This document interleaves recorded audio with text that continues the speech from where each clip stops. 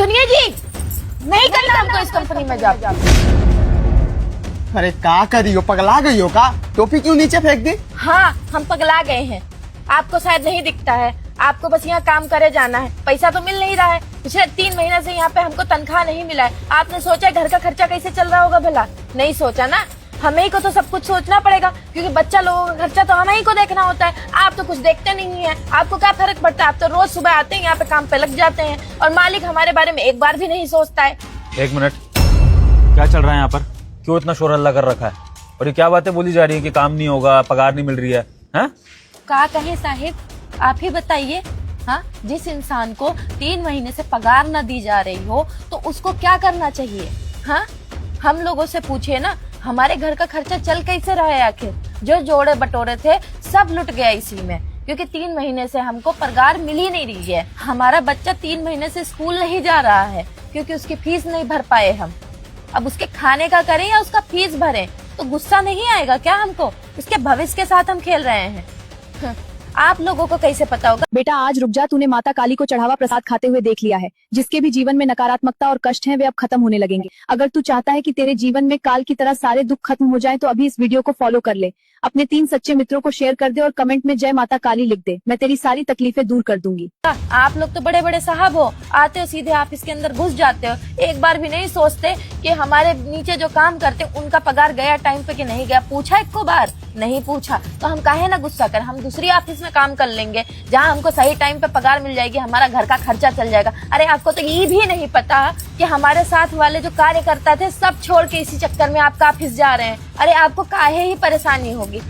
तभी गार्ड की बीवी कहती है कि साहब आपको क्या लेना देना है, आपको क्यों परेशानी होगी, क्योंकि हमारे सारे बच्चे भूखे रहते हैं और आपकी कंपनी में कोई भी सैलरी नहीं मिलती है। तभी मालिक कहता है मेरी कोई ऐसी कंपनी नहीं है, सभी की सैलरी मिल चुकी है और मैं ऐसा कोई काम नहीं करता हूँ कि कोई दिक्कत हो किसी को। तभी कहता है कि नहीं, सैलरी अभी नहीं मिली है और अगर सैलरी मिल जाती तो मेरे बच्चे क्यों भूखे रहते। तभी गार्ड कहता है कि साहब मेरी बीवी सही कह रही है और मेरे को सैलरी नहीं मिली है। तभी कहता है कि ऐसी कोई बात नहीं है, क्योंकि मैम ने सैलरी नहीं दी है और मेरे से साइन करा ली है और हमको सैलरी नहीं दी क्योंकि कह रही थी कि बाद में मिल जाएगी salary.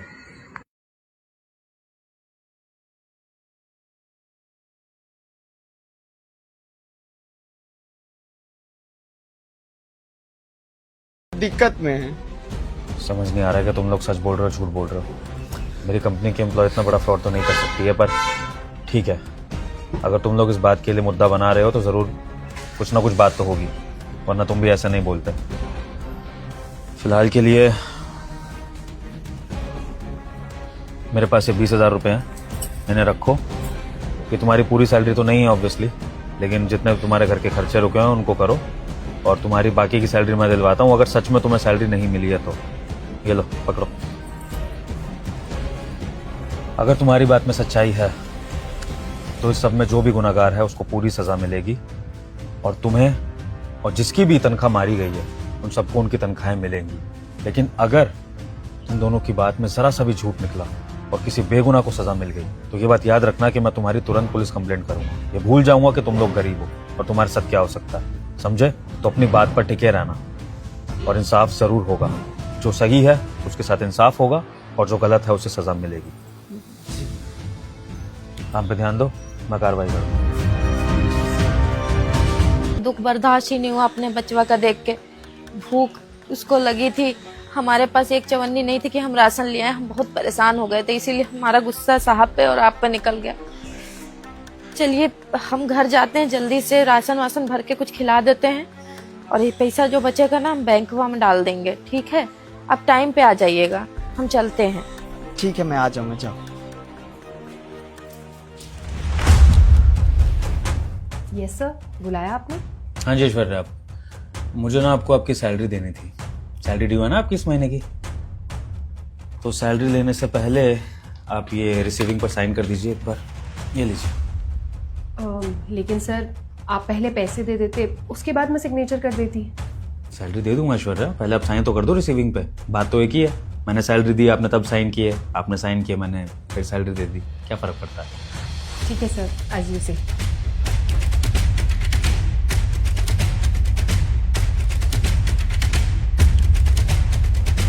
Done. Okay, thank you, आप जा सकती हैं। सर आपने मुझे पैसे नहीं दिए हैं अभी तक, आप भूल गए सर, आपने मुझे पैसे नहीं दिए हैं and this is very clear. और सर देखिए, आपको बहुत अच्छे से पता है कि मैं कितनी प्रॉब्लम में हूँ, मेरे फैमिली में काफी कुछ चल रहा है ऑलरेडी और मुझे पैसों की भी जरूरत है। सर मैं किसी भी मजाक के मूड में नहीं हूँ, आप प्लीज मेरे पैसे दे दीजिए। और दूसरों के घर की प्रॉब्लम्स का क्या? अगर मैंने आपके साथ ऐसा किया तो आप भी तो बाकी एम्प्लॉयज के साथ ऐसा ही कर रही हैं। ये मैं आप ही की टेक्निक आप पर लगा रहा था, याद है आपको? आपने हमारी कंपनी के भी कुछ लोगों के साथ ऐसा ही करा, उनसे सैलरी की रिसीविंग पर साइन करा लिए और फिर उनको सैलरी नहीं दी, याद करिए। सर आप कहना क्या चाहते हैं? मैं कुछ सच्चाई मुझे पता है, तो मुझसे अगर झूठ बोलोगी तो अभी के अभी पुलिस को कॉल करूंगा और तुम्हारे खिलाफ FIR करा दूंगा, तुम्हारा सारा करियर बर्बाद हो जाएगा। तो बेटर है कि मेरी बात का जवाब दो कि तुमने ये फ्रॉड लोगों के साथ किया क्यों? नहीं सर, प्लीज आप पुलिस को कॉल मत कीजिए, अब पूरा करियर बर्बाद हो जाएगा, मेरा फ्यूचर खराब हो जाएगा, मैं जेल नहीं जाना चाहती। ठीक है सर, मैं आपको सारा सच बताती हूँ। एक्चुअली हमारी कंपनी के जितने भी एम्प्लॉयज़ हैं जिनको मैं सैलरी देती हूँ, मैंने 3 महीने से उनमें से किसी को भी सैलरी नहीं दी है। सर मुझसे बहुत बड़ी गलती हो गई। सर मेरे मन में पैसों को लेके लालच आ गया था। आप तो जानते हैं ना सर, मेरे घर में कितनी ज़्यादा फाइनेंशियल क्राइसिस चल रही है और सर मुझे पैसों की नीड भी थी। सर एक